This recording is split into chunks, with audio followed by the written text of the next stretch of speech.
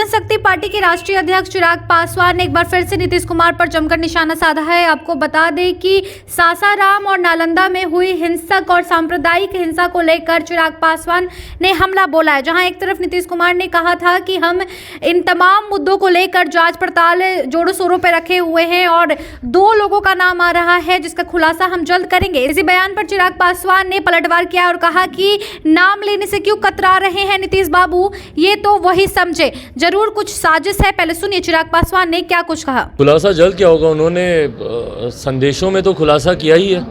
नाम लेने से वो क्यों घबराते हैं मेरी समझ के परे। भाई अगर आज मुझे मुख्यमंत्री से अगर कोई शिकायत है मैं तो खुल के उनका नाम लेकर बोलता हूँ ना, और यही आपके कॉन्फिडेंस को दर्शाता है। अगर आप इतने ही कॉन्फिडेंट हैं कि भाई वो 2 लोग हैं तो नाम लीजिए ना उन 2 लोगों का। देश के सर्वोच्च पद पे बैठे हुए लोगों का जिक्र इतने हल्के में करना, क्या ये एक मुख्यमंत्री को शोभा देता है? और कैसी बातें मुख्यमंत्री करते हैं कि कुछ लोग इधर उधर, क्या इधर उधर, ये एजेंट है तो वो सत्ता में है, कैसे शब्दों का आप इस्तेमाल कर रहे हैं। और इधर उधर भाई सबसे ज़्यादा किसने किया है इधर उधर?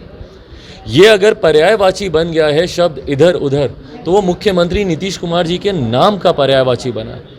पिछले 8 सालों में जितना इधर उधर मुख्यमंत्री नीतीश कुमार जी ने किया है, शायद ही देश की राजनीतिक इतिहास में किसी और राजनेता ने इस तरीके से किया।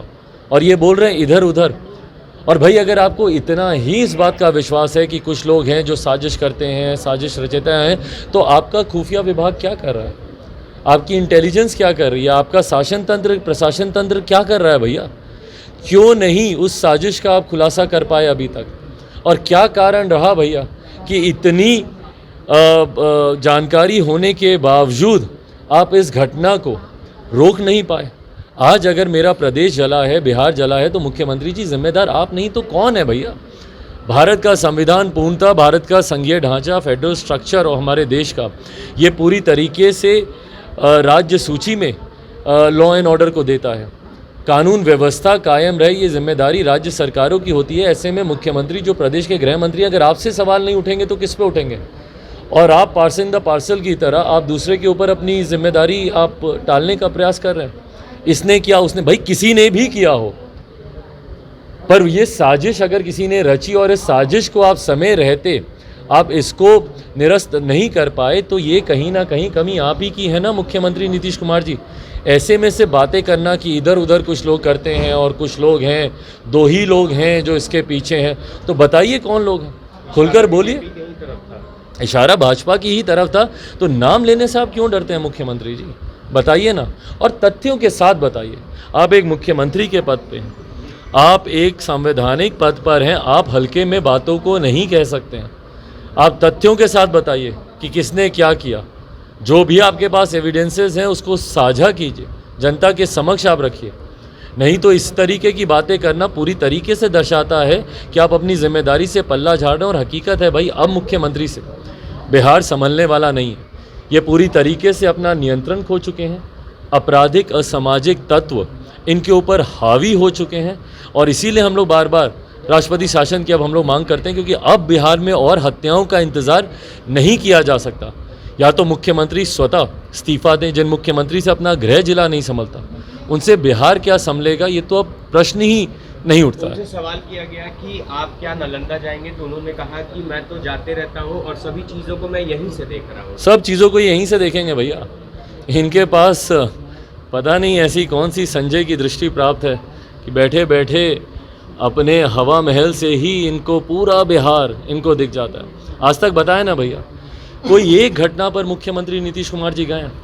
प्रदेश में आए दिन हत्याएं हो रही हैं, किसी एक हत्या पर मुख्यमंत्री गए हैं? जहरीली शराब से आए दिन लोग मर रहे हैं। किसी एक गांव में, किसी एक परिवार से इन्होंने मिलना ज़रूरी समझा? भाई जब तक आप लोगों से मिलिएगा नहीं, उनकी समस्या को समझिएगा नहीं, तो आपको पता कैसे चलेगा कि हमारे प्रदेश में क्या हो रहा है? सिर्फ बंद कमरे में एसी ऑन करके बैठ जाने से मुख्यमंत्री जी प्रदेश के हालात आपके सामने नहीं आएंगे। और प्रदेश की जनता ने आपको एयर कंडीशन कमरे में बैठ के हवा के मज़ा लेने के लिए नहीं चुना। आपको तो खैर चुना ही नहीं, आप दूसरे के आशीर्वाद पर आप मुख्यमंत्री बने हुए हैं। जनता ने तो 2020 में ही तीसरे नंबर की पार्टी बनाकर आपको सत्ता से बेदखल कर दिया था। बट आज की तारीख में अगर आप परिस्थिति वर्ष भी मुख्यमंत्री बने हुए हैं तो जिम्मेदारी आपकी बनती है कि आप जाएँ लोगों के बीच में, जनता के सुख दुख की घड़ी में उनके साथ खड़े रहें। पर जो मुख्यमंत्री अपने गृह जिले जाना ज़रूरी नहीं समझते, जब उनका गृह जिला जलता है, तो ऐसे में बिहार में दूसरे लोगों के घर मुख्यमंत्री जी उनकी दुख की घड़ी में जाएं, ये उम्मीद भी इनसे नहीं की एक जाती। आखिरी सवाल, ओवैसी को भी उन्होंने बीजेपी का एजेंट बता दिया। सब एजेंट है भैया, सब एजेंट है। एक मुख्यमंत्री नीतीश कुमार जी ही हैं दूध के धुले हुए, हम सब लोग एजेंट हैं। जो आ रहा है वो सब एजेंट है भाई। ये जितना एजेंट कर रहे हैं ना, बिहार की जनता आने वाले दिनों में अगले चुनाव में बता देगी कि कौन सही में एजेंट है और कौन सही में बिहार की चिंता कर रहा है। क्या उल्टा लटकाने वाले को बिहार सिरा कर देता है? हाँ? क्या उल्टा लटकाने वाले को बिहार सिरा कर देता है? भाई करना तो चाहिए, और मैं पूरी तरीके से समर्थन करता हूँ केंद्रीय गृह मंत्री अमित शाह जी के इस बयान का। और क्यों दुख होता है भैया इन लोगों को, जब अपराधियों को कड़ी सज़ा देने की बात की जाती है तो ये तिलमिलाहट मुख्यमंत्री जी के भीतर क्यों आती है, और उनके प्रति इतनी हमदर्दी क्यों है भैया? क्यों हमदर्दी है मुख्यमंत्री जी की? अगर आपने किसी एक अपराधी को सज़ा दे दी होती मुख्यमंत्री जी, तो ये हत्याओं की जो श्रृंखला हमारे प्रदेश में शुरू हुई है वो नहीं होती। अगर जितने असामाजिक तत्व हैं, अगर उनके ऊपर कार्रवाई की होती, तो आज जिस तरीके से मेरा प्रदेश जला है, इस तरीके से बिहार नहीं जलता। क्योंकि आप कार्रवाई नहीं करते हैं, इसीलिए मनोबल बढ़ता है उन तमाम असामाजिक तत्वों का जो हमारे प्रदेश में हिंसा उत्पन्न करके भाईचारे का, स्वार्थ का माहौल खराब करने का ये लोग प्रयास करते हैं। ऐसे में जब केंद्रीय गृह मंत्री उनके प्रति कठोर होते हैं तो मुख्यमंत्री जी को दिक्कत होती है। क्यों मुख्यमंत्री जी? क्या आपका संरक्षण प्राप्त है इन अपराधियों को? क्या आपका संरक्षण प्राप्त है ऐसे असामाजिक तत्वों को जो बिहार में सांप्रदायिक दंगे करते हैं या जो बिहार में हत्याओं की श्रृंखला बनाते हैं? क्या उनका संरक्षण आप देते हैं कि उनके ऊपर की जाने वाली कार्रवाई को लेकर आप और आपके नेता इतने विचलित हो जाते हैं?